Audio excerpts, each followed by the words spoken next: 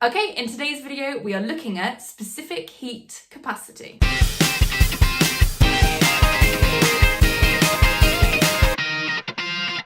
So in the previous video, we looked at how if you transfer energy to substances, it may cause the particles in that substance to vibrate or move around quicker, and therefore raising the temperature of that substance. But how do I calculate how much energy I need to transfer to something in order to raise its temperature? Well, luckily there's an equation that comes in handy for that. Here it is, Q is equal to mcΔT.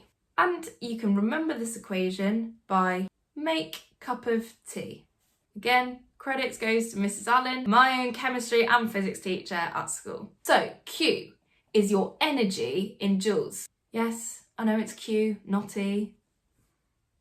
Unfortunately, I have literally no power to change that. Equal to M, mass in kilograms, multiplied by C. C actually takes the units joules per kilogram, degrees Celsius, and C is the specific heat capacity. This depends on the substance that you are trying to raise the temperature of. And it tells you how difficult it is going to be to raise the temperature of that substance. So if something has a low value for C, your specific heat capacity, then it's quite easy to raise their temperature. A good example of that would be good thermal conductors, such as metals. And we have delta T, which stands for change in temperature. So you take the final temperature you would like your substance to be, minus the initial temperature that your substance is at. Okay, now there are two equations. There's this one and the one we're going to look at in the next video. And they are used for different things. This one is all about changing your substance's temperature and does not involve changing the state.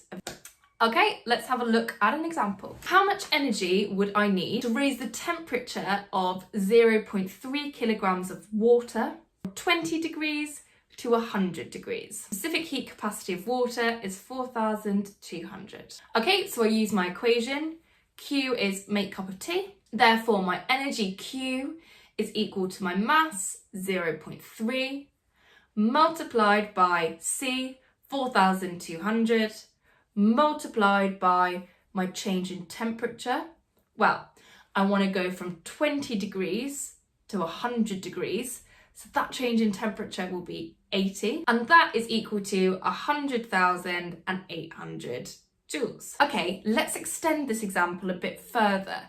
And you're going to rely on equations for electrical energy and electrical power to answer this next part. To heat the water in part A, I'm using a kettle that has a current flowing through it of 10 amps and a voltage of 230 volts. How many minutes will it take to heat that water from 20 degrees to 100 degrees? Well, we already know the total energy that would take, and that is 100,800 joules. And from our work with electrical energy, we should be familiar with this equation here. Energy is current times voltage times time. So 100,800 joules is equal to my current 10 times my voltage 230 multiplied by the time. So let's rearrange.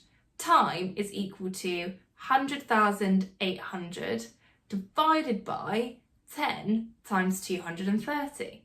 That gives me a time of 44 seconds. Okay, hope you found that useful. Please do like and subscribe. Download the notes for all those worked examples and that equation and the units. Thanks for watching.